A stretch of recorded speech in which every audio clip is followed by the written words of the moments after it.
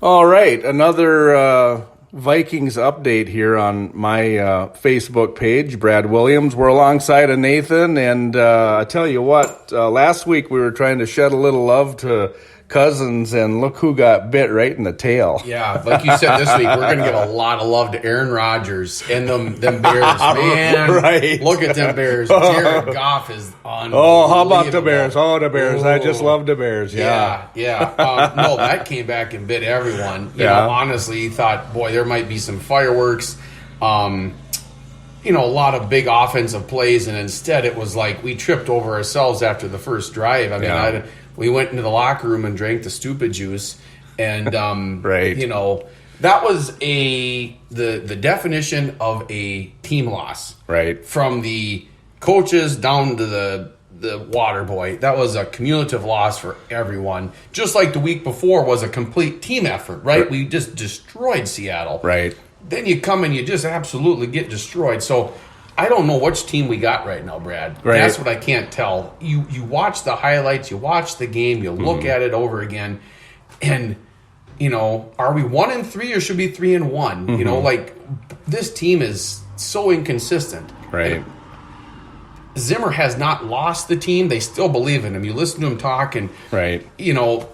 there's the football gods have not been in our favor this year, right? I mean, Right.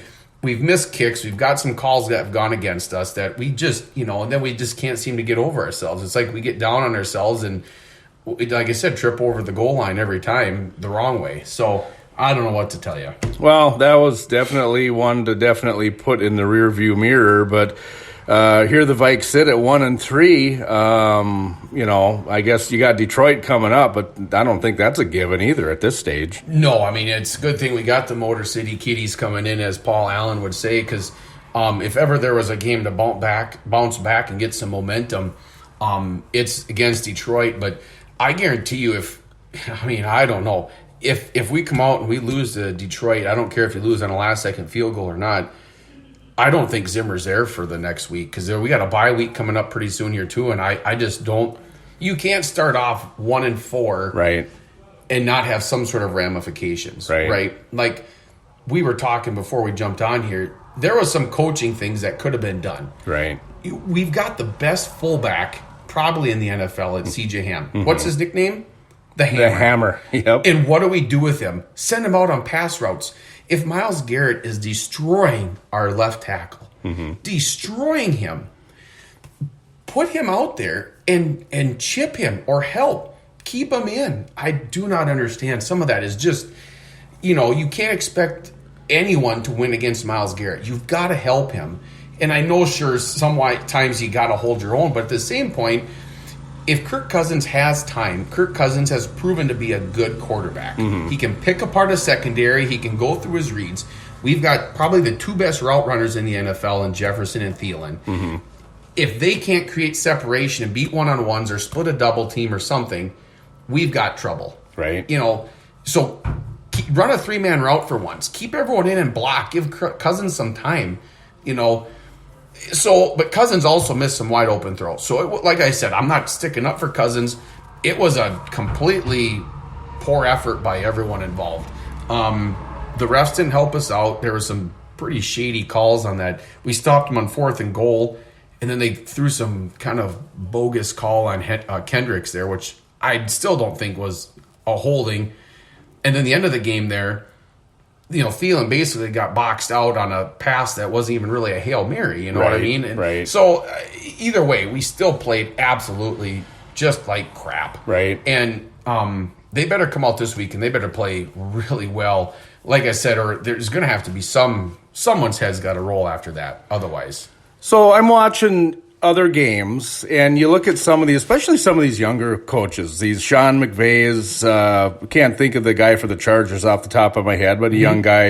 You got Gruden out there, and I just wondered, I've wondered this from the onset of Zimmer, is how much of the total coach is he? Because on the offensive side, it's always been kind of the thought that, well, he's the defensive mind, and he's got Pat Shurmur, he's got Norv Turner, he's got Kubiak, and is that a thing? Do you think?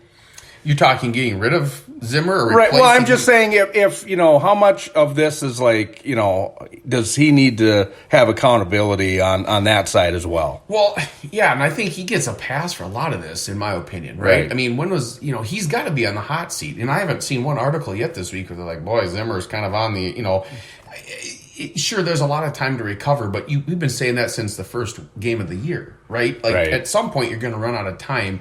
And as a fan base and as an organization, Zimmer got the defense he wanted, right? I mean, we went out and signed. Basically, Zimmer said, I want this guy, this guy, and this guy. Mm-hmm.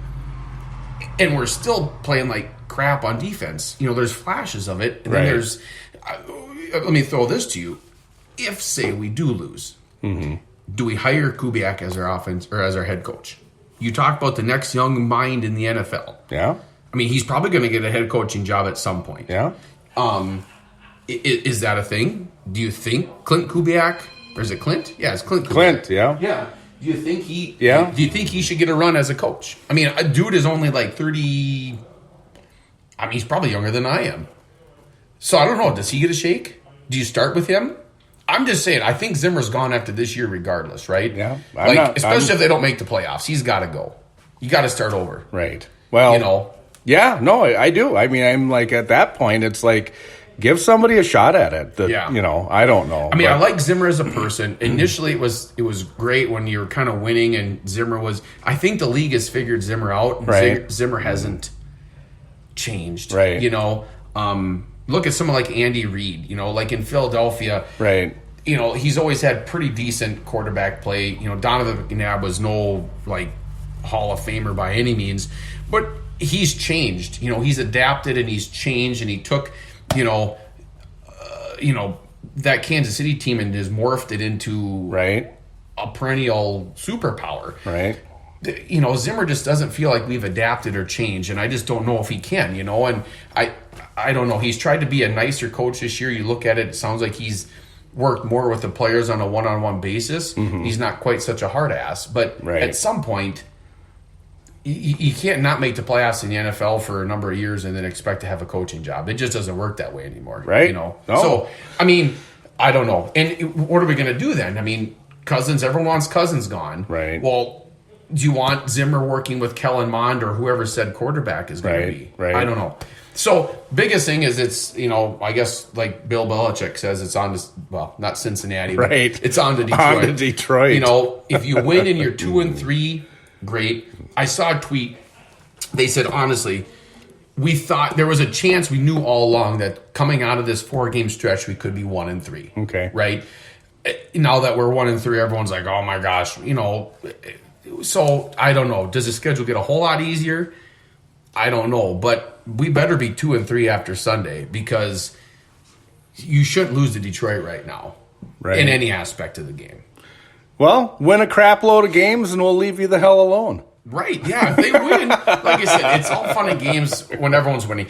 Best part is I think Anthony Barr's playing this week. I've heard that, yeah. I think it sounds like he's playing. Christian Darrisaw better start at left tackle. Right?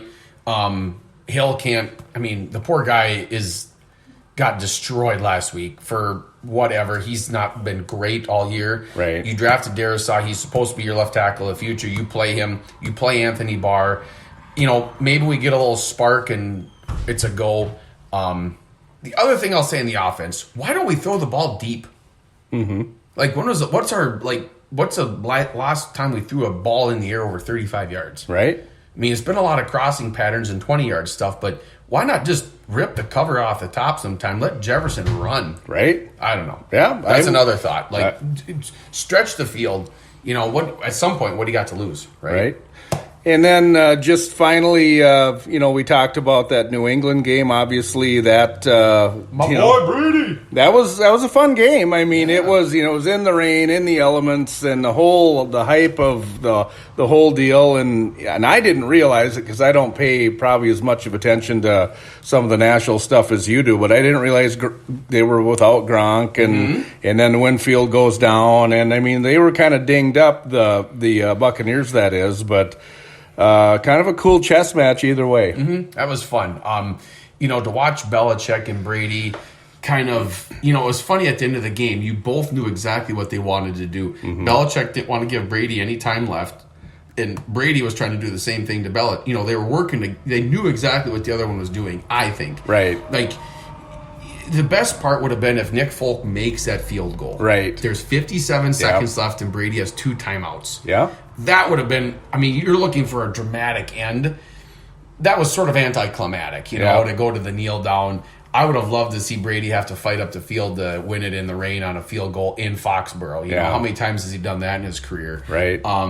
Regardless, Brady comes out with a W. I think New England's sitting really good. I do too. Honestly, he's sitting pretty well. Mac Jones looks good. They got a good group of receivers. They got a better defense. They spent a lot of money on defense, free agents. They're a team in the second half of the year here, or get going once they feel their oats there. I think they could be a really good team. Yeah, that AFC East is kind of a crapshoot. So they probably got just as good a chance as anyone. So it'll be fun. Mac Jones looks good. Brady looks good. Anyways, that was a fun game. Any games this week outside of the Vikings we're looking at, or there isn't really any. The one that might be kind of fun is Kansas City and Buffalo. Okay. Both teams averaging a bajanker loads of points a game. Yeah. Right? Like, Buffalo is just putting up 40 a week, and their defense is amazing. Kansas City's offense looks like it's just kind of, again, falling over itself. They're still good. Right. A little bit of a feeling out itself, it seems like. Yep. Their defense is so. I'd like to know what that Vegas probably has released it. I haven't seen it. I wonder what the over-under on points has got to be. It's got to be almost, I bet it's got to be 57 or 60 points, right? They should both, it's probably going to be a 35 to 32 game or something. Oh, that'll be fun. Or more. Mahomes and Josh Allen, that'll be a good one. That'll be good entertainment. I'd look forward to that one. That's probably my game of the week to watch, because you're watching 2 really good quarterbacks. You want to watch good quarterback play. Josh Allen and Patrick Mahomes, probably 2 of the best right now in the league. Oh, yeah. That'll be a good one. Aside from Brady, of course. Right. I got to get me a Brady uniform or jersey. I know a few people that probably could hook you up. Yeah, I probably should get one, honestly.